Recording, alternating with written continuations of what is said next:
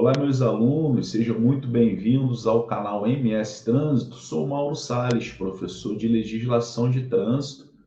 Estaremos juntos iniciando o curso teórico para primeira habilitação e reciclagem.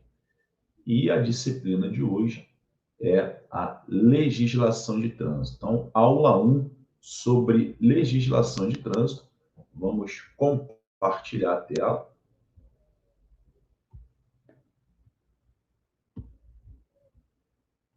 Legislação de trânsito, que é uma das principais disciplinas da sua grade, pois quase 50% da prova teórica que o aluno candidato deverá realizar é sobre legislação de trânsito, né? Então, aqui ele já começa trazendo a definição de trânsito segundo o artigo 1º do Código de Trânsito Brasileiro, que é a principal lei que rege o trânsito. Considera-se trânsito a utilização das vias por pessoas, veículos e animais, isolados ou em grupos, conduzidos ou não, para fins de circulação, parada, estacionamento e operação de carga ou descarga. Os elementos do trânsito são o ser humano, o veículo e a via. Então, meus alunos, é muito importante que vocês gravem essa informação, a definição de trânsito. Trânsito é a utilização das vias por pessoas, veículos e animais, isolados ou em grupos, conduzidos ou não, para fim de circulação, parada, estacionamento e operação de carga ou descarga. E você precisa dar um destaque especial aos elementos do trânsito, que são ser humano, veículo e a via. É uma questão certa aí de prova. Ele vai dizer para você que a legislação de trânsito são normas legais que disciplinam e orientam todas as atividades que envolvem o trânsito nas vias abertas à circulação, uniformizando todos os conhecimentos. O Código de Trânsito Brasileiro, em 22 de janeiro de 1998, o Código de Trânsito Brasileiro teve vigência tendo sua instituição ocorrido em 23 de setembro de 1997, por meio da Lei 9.503 de 1997. Desde a sua edição, verificou-se uma maior conscientização e aprendizado em relação às leis de trânsito e aperfeiçoamento do comportamento das pessoas no trânsito, tornando-se amplamente conhecido e seus dispositivos mais compreendidos, alcançando um estágio de amadurecimento. Sua compreensão é facilitada pela forma como que foi concebido. O próprio CTB, Código de Trânsito Brasileiro, dispõe que o trânsito em condições seguras é um direito de todos e dever dos órgãos e entidades componentes do Sistema Nacional de Trânsito, SNT, a este cabendo, no âmbito das respectivas competências, adotar as medidas destinadas a assegurar esse direito. Legal. Deixa eu só voltar aqui. Deixa eu compartilhar a tela aqui com vocês.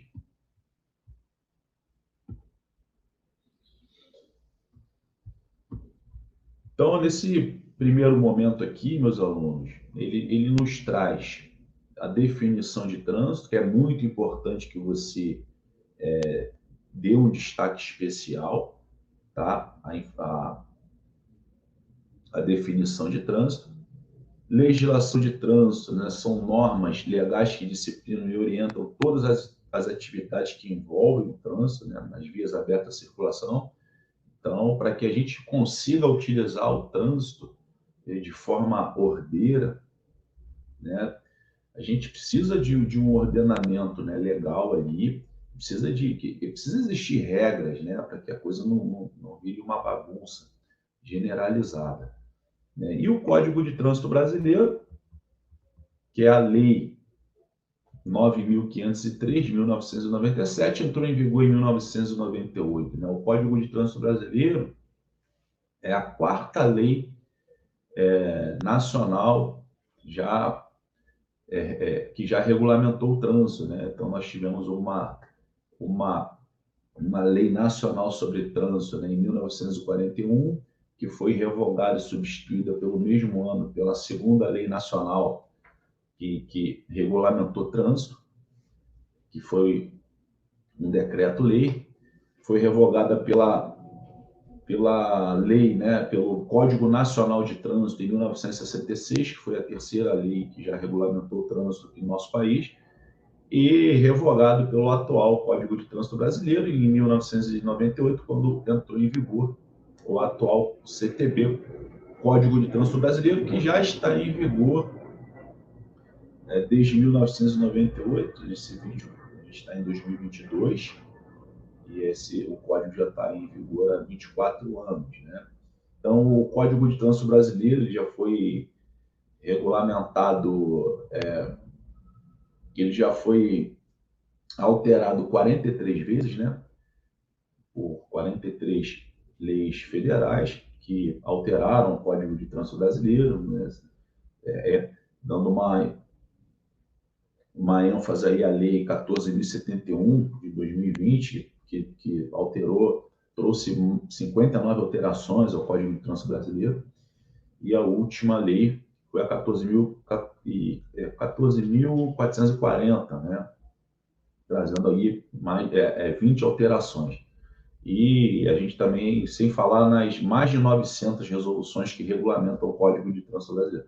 Então, informação sobre trânsito, sobre principalmente a legislação de trânsito, é uma matéria interminável, né? A informação que não falta. Por isso que você precisa estar sempre atualizado aí.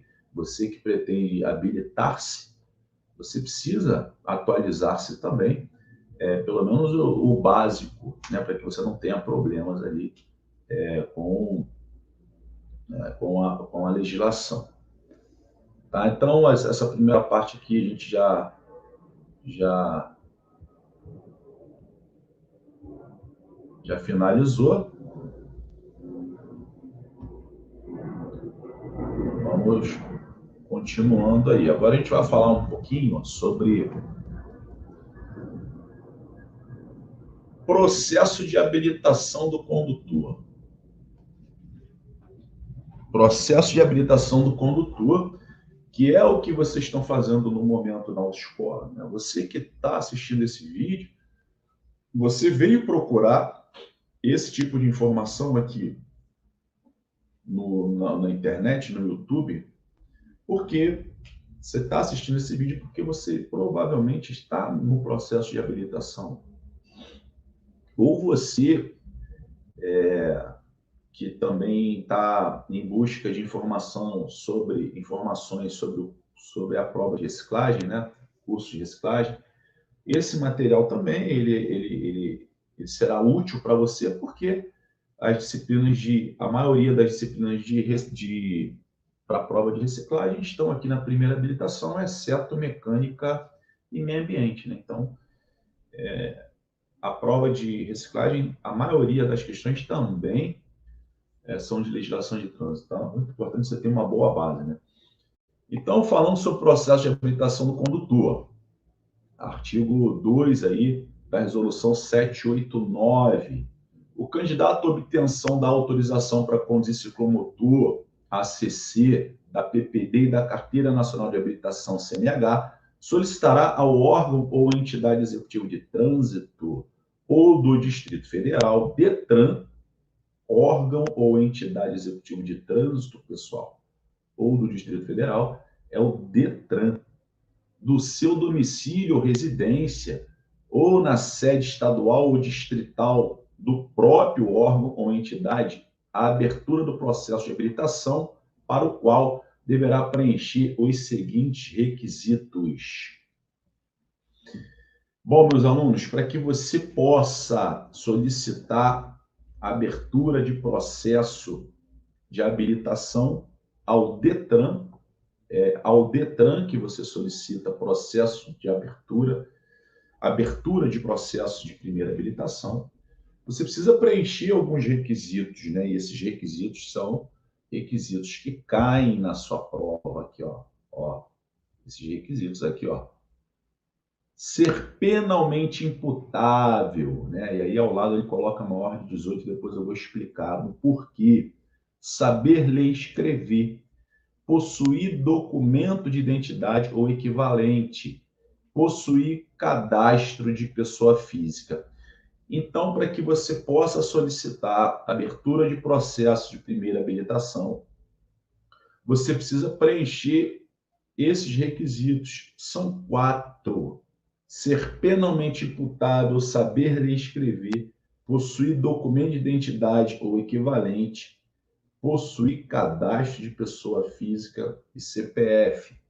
Só vou compartilhar aqui com vocês que eu quero explicar um detalhe relacionado a ser penalmente imputável, né, e o maior de 18. Né? Ser penalmente imputável, na nossa legislação, por idade, é ser maior de 18. Né? Penalmente imputável é aquele indivíduo que já responde pelos seus próprios atos. Então, se ele, para que ele possa responder pelos próprios atos, por idade, na nossa legislação, é acima de 18 anos. Então, é um requisito expresso em regra, isso está na resolução 789, que regulamenta o processo de habilitação, é ser penalmente imputável. E ser penalmente imputável é mais correto do que maior de 18. Por quê? Porque se ele é penalmente imputável, ele responde pelos próprios atos dele.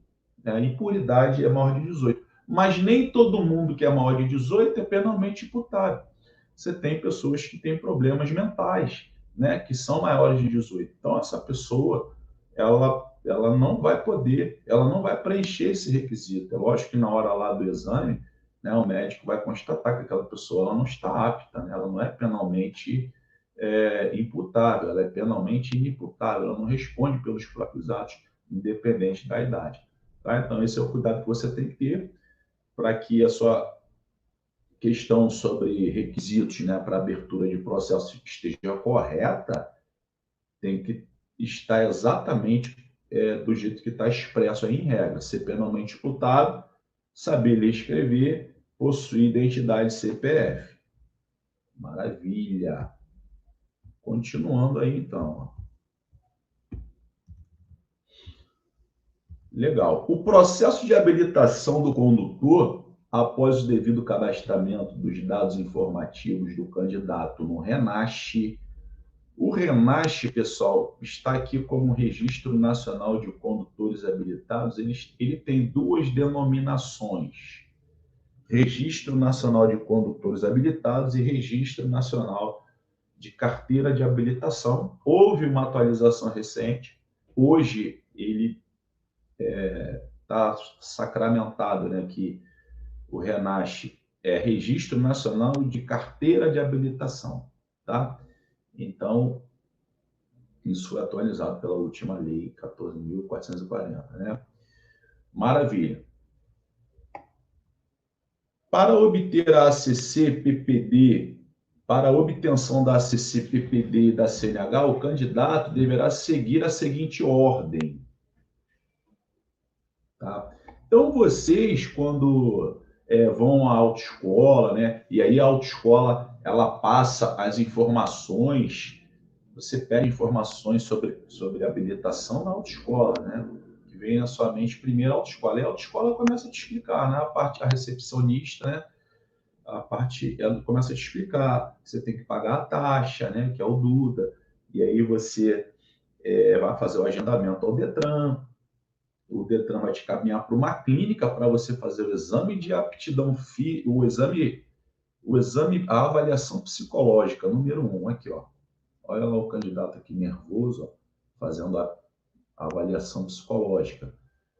Dentro da avaliação psicológica, pessoal, tem o exame psicotécnico,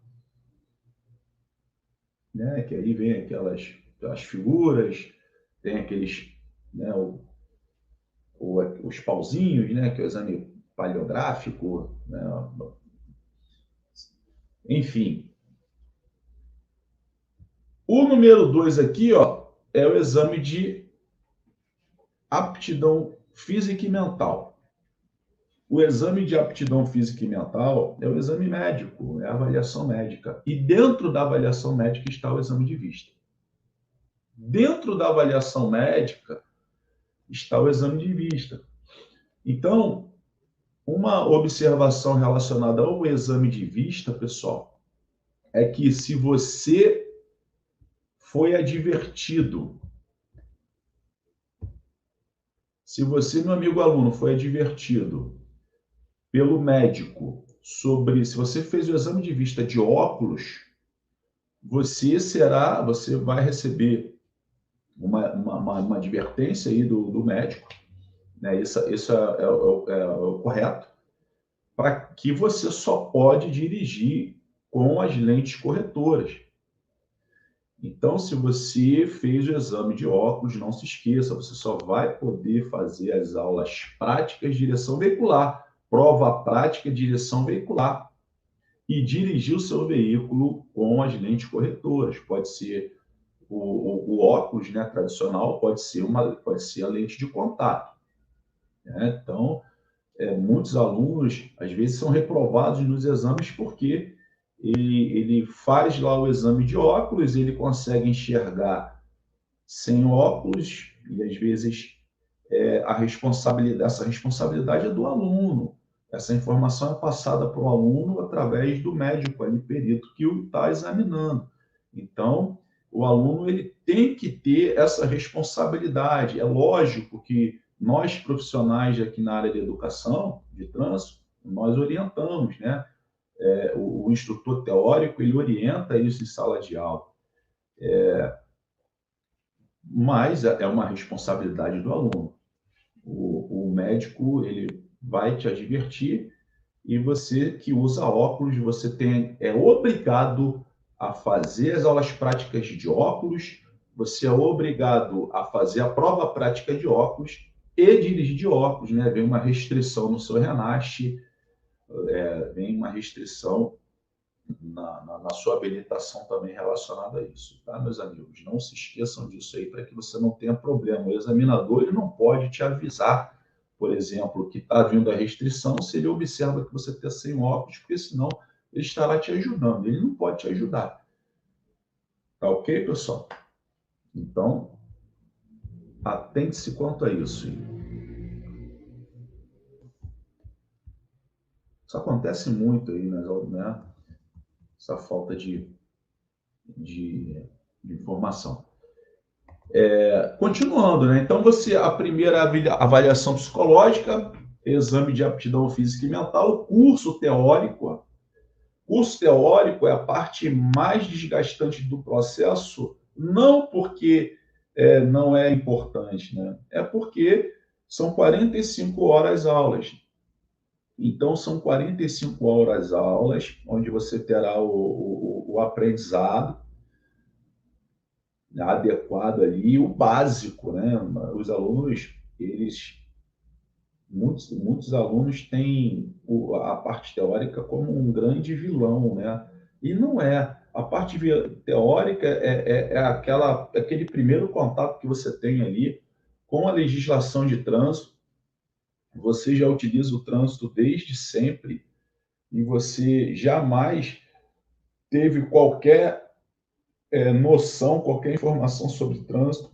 É muito difícil as pessoas que têm algum relacionamento com o trânsito antes da autoescola, apesar de haver previsão no Código de Trânsito Brasileiro, desde a educação sobre trânsito, desde a pré-escola, muito difícil alguém ter, e infelizmente as pessoas demoram muito a ter informações sobre algumas regras de trânsito, e aí a gente tem esse trânsito, né, essa violência aí, um trânsito onde morrem aí, só aqui no Brasil, cerca de 35 mil pessoas, né, por ano, e 1.600.000 no mundo, né? Então, a educação para o trânsito é muito importante. É muito importante que você tenha essa experiência, né? E aí, o exame teórico, você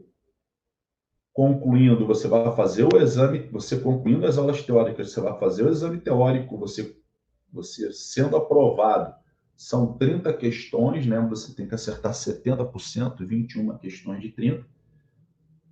Na maioria aí dos estados aí são 1 hora de prova.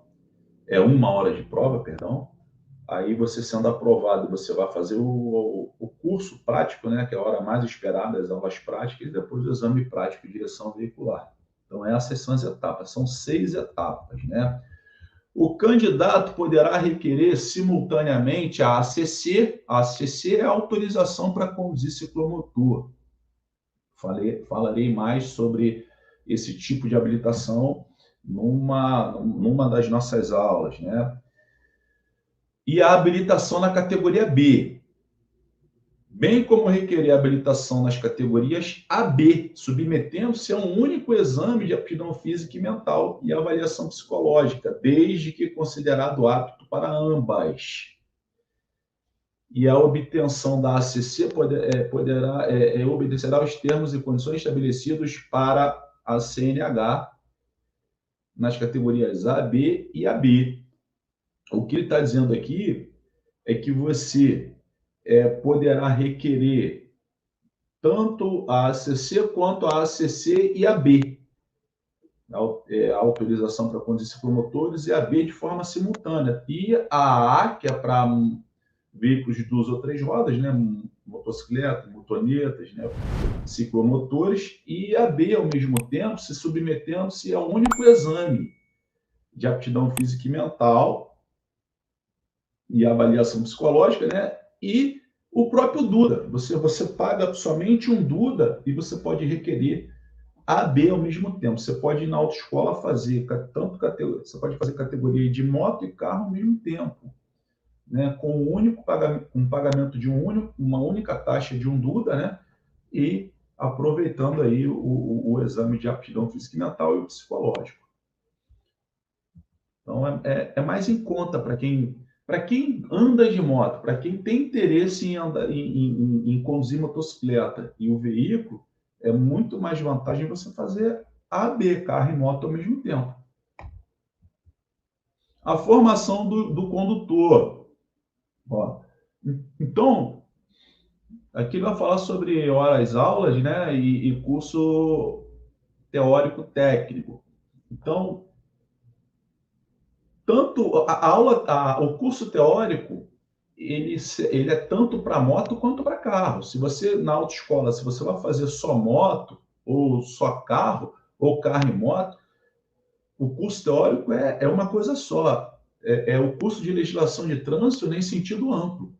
Então, as aulas são tanto para carro quanto para moto, tanto na parte de legislação, direção defensiva, primeiro socorro, meio ambiente, convívio social e mecânica. É para carro e moto. As aulas teóricas você faz uma vez só. Curso teórico é uma vez só. Depois você só vai precisar fazer curso teórico quando você estiver habilitado, se você tiver a habilitação suspensa. Que aí o suspenso para voltar a dirigir, ele tem que fazer curso de reciclagem. Aí são 30 horas. Mas aí já tem a modalidade EAD. O curso teórico é de primeira habilitação, o online é o acesso remoto, né? Que as aulas são ao vivo. Tá? Então, são 18 aulas de legislação de trânsito, 16 de direção defensiva, 4 de primeiro socorro, 4 de meio ambiente, 3 de mecânica. Legal, vamos continuando aí. Assunto importantíssimo, né, para falar aí sobre a LADV, né? Uma das questões que mais caem aí nas provas. Ó, o candidato aprovado no curso teórico, isso está no artigo 8 aí da Resolução 789. Bom, parágrafo 1º. A LADV será expedida em nome do candidato com a identificação do CFC responsável e do instrutor, depois de aprovado nos exames previstos na legislação, com prazo de validade que permita que o processo esteja concluído de acordo com o previsto no parágrafo 3º do artigo 2º. Parágrafo 2º. A LADV será expedida mediante a solicitação do candidato ou do CFC, ao qual o mesmo esteja vinculado para a formação de prática de direção veicular e somente produzirá seus efeitos legais quando apresentada no original, acompanhada de um documento de identidade e na unidade da federação que tenha sido expedida. Parágrafo 3º. Quando o candidato optar pela mudança de CFC, será expedida a nova LADV, considerando-se as aulas já ministradas. Parágrafo 4º. O candidato que foi encontrado conduzindo em desacordo com o disposto da resolução terá a LADV suspensa pelo prazo de 6 meses. Essa aqui é uma questão de prova. Ó, isso aqui você precisa anotar aí no seu caderno, tá? Relacionado à LADV. E aí, agora eu vou te explicar essa questão aí da LADV, tá? Vou compartilhar a tela com vocês e vou explicar como que funciona isso e como é que você deve agir, né? Maravilha. Então, olha só, pessoal. A LADV, Licença para Aprendizagem e Direção Veicular, é um documento de porte obrigatório para que o aluno candidato possa conduzir o veículo da autoescola ao lado do instrutor credenciado pelo Detran. A LADV só será válida se for apresentada junto a um documento de identificação civil original com foto, por exemplo, a identidade. E o candidato que for encontrado em desacordo com as regras estabelecidas para a LADV terá o documento suspenso pelo prazo de 6 meses. Isso é de extrema importância para você, porque, além de ser uma questão muito recorrente em prova, que ele te pergunta em relação ao prazo que ela será suspensa, né, caso o candidato seja flagrado em desacordo com a regra, que esse prazo é de 6 meses, é isso que você vai responder na sua prova. Se você for flagrado em desacordo com essa regra, você terá a LADV suspensa pelo prazo de 6 meses. Na prática, como que isso pode funcionar? Vou te dar um exemplo mais clássico. Na prática, imagina que isso aqui você vai receber depois que você for aprovado no exame teórico. Aí você vai se dirigir à recepção, vai marcar suas aulas práticas. Ao finalizar a marcação das suas aulas, você é obrigado a solicitar a sua LADV à recepção. Porque você só vai poder dirigir o carro da autoescola portando a LADV e a identidade.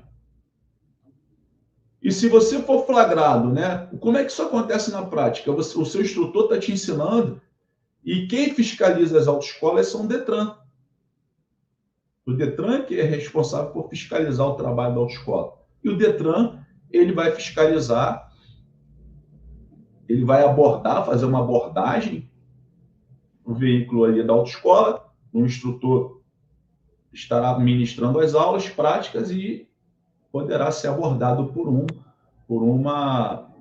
agentes do Detran, onde solicitarão os documentos do instrutor, do veículo, do aluno. E qual é o documento que o aluno é obrigado a portar quando estiver fazendo as aulas? A LADV. E o aluno que foi encontrado em desacordo, se tiver sem a LADV, qual é o prazo que a LADV será suspensa? 6 meses. Então, o seu processo, o seu RENASCH, ele tem validade de 12 meses. Então, você tem 12 meses para concluir o processo. Você tem muitos alunos que têm problemas, né, de horários e tal, e às vezes eles levam até 6 meses para concluir o curso teórico. Você imagina você levar 6 meses para concluir o curso teórico e na sua primeira aula prática, ou nas primeiras, você for flagrado sem a LADV. Você terá a LADV suspensa pelo prazo de 6 meses. Agora, é a sua LADV que será... É a LADV da recepcionista que será suspensa? Ou é a sua? É a sua. É a LADV do instrutor teórico que será suspensa? Ou é a sua? É a sua. É a LADV do instrutor prático? é a sua. A LADV é um documento pessoal intransferível seu. A responsabilidade é sua. Então, você, tendo essa informação, você tem que colocar em prática. A responsabilidade é toda sua. Tá? Então, não deixe de solicitar a sua LADV na recepção. Tá? Outro problema muito comum é, às vezes, o candidato que já dirige sem habilitação, se ele for flagrado, tá? No período aí, nesse período aí que ele já tiver com a LADV, o período que ele já tiver com a LADV é o período que ele depois que ele é aprovado no curso teórico, já será emitida a LADV para ele. Então, nesse período em diante, se ele for flagrado sem habilitação, ele poderá ter a LADV suspensa por 6 meses, porque ele foi flagrado conduzindo um veículo que não é o veículo da autoescola e ele não está ao lado do instrutor credenciado pelo DETRAN. Então, isso também pode acontecer para esse condutor que for flagrado dirigindo um veículo nessas circunstâncias. Tá bom, meus alunos? Então, muito cuidado aí com essa questão aí.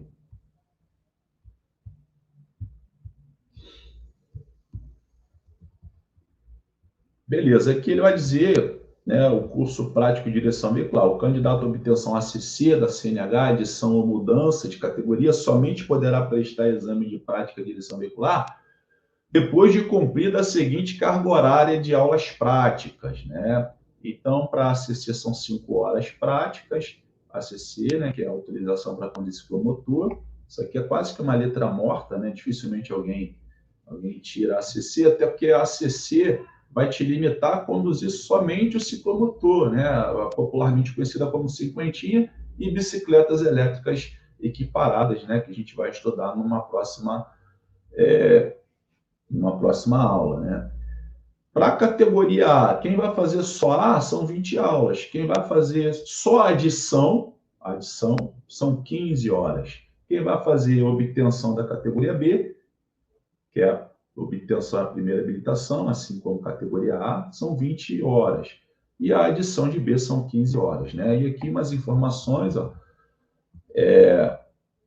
o artigo 158, a aprendizagem só poderá realizar-se, né, nos termos, horários e locais estabelecidos pelo órgão executivo de trânsito, acompanhado do aprendiz por instrutor autorizado. Parágrafo 1º. Além do aprendiz e do instrutor, o veículo utilizado na aprendizagem poderá conduzir apenas mais um acompanhante. Então, tem esse detalhe aí. Eu, particularmente, quando dava aula prática, né, eu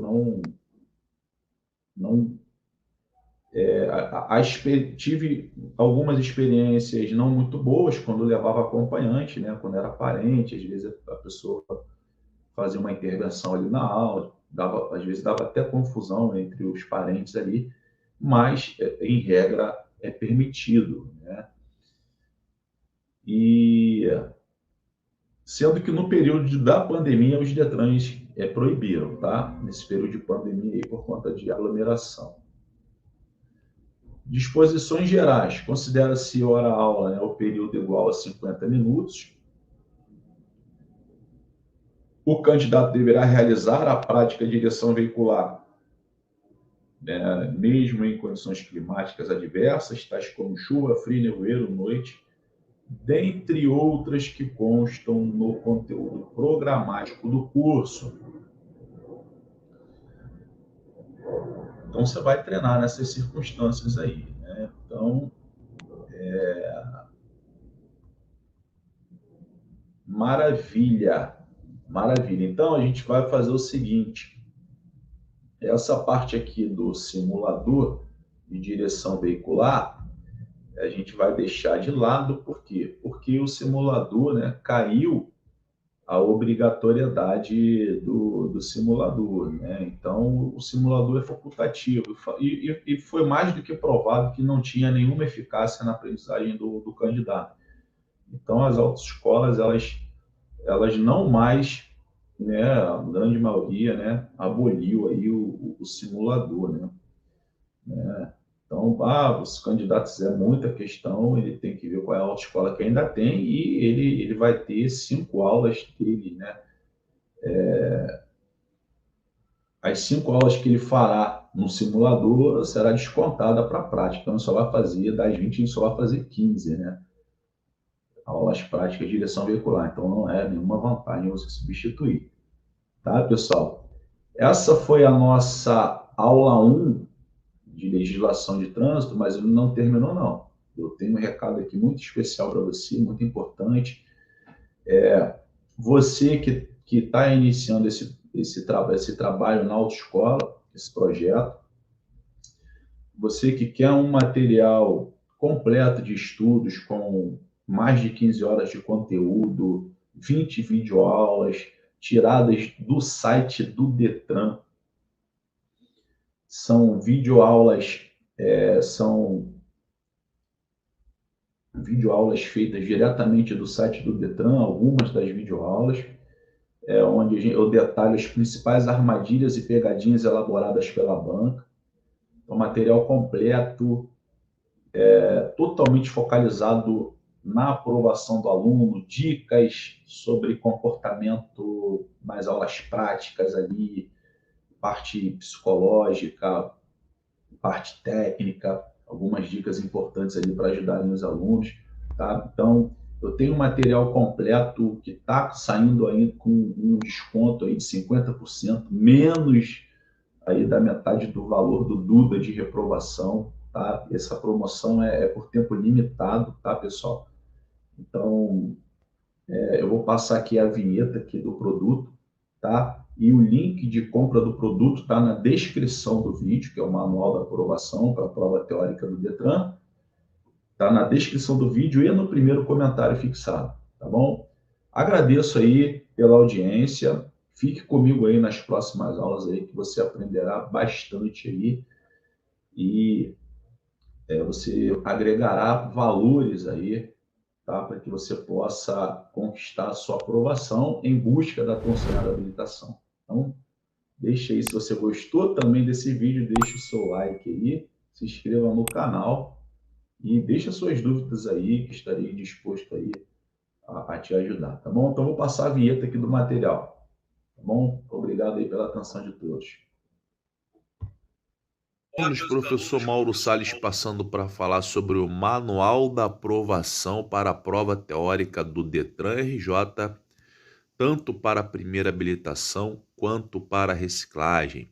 É um intensivão de estudos específicos diretamente do site do Detran RJ, onde eu identifico as principais armadilhas e pegadinhas elaboradas pela banca. São 300 questões comentadas e atualizadas através de 10 videoaulas com mais de 1 hora cada, com 100% de aproveitamento, além de um direcionamento de ensinamentos por disciplina focalizado na prova, onde orienta os alunos sobre os principais temas mais cobrados em provas de legislação de trânsito, direção defensiva, primeiros socorros, meio ambiente, convívio social e mecânica, dicas quanto ao comportamento adequado que o aluno candidato deve adotar durante as aulas teóricas e práticas, acesso a grupo exclusivo de WhatsApp de alunos, caso queira, onde dou mentoria vitalícia até a aprovação. O material está saindo por 50% de desconto do valor original, menos da metade do valor do Duda de reprovação. Para adquirir o material, é só clicar na descrição desse vídeo ou no primeiro comentário fixado. Não perca mais tempo. Adquira já o Manual da Aprovação para a Prova Teórica do Detran RJ. Garanta sua aprovação rumo à tão sonhada habilitação.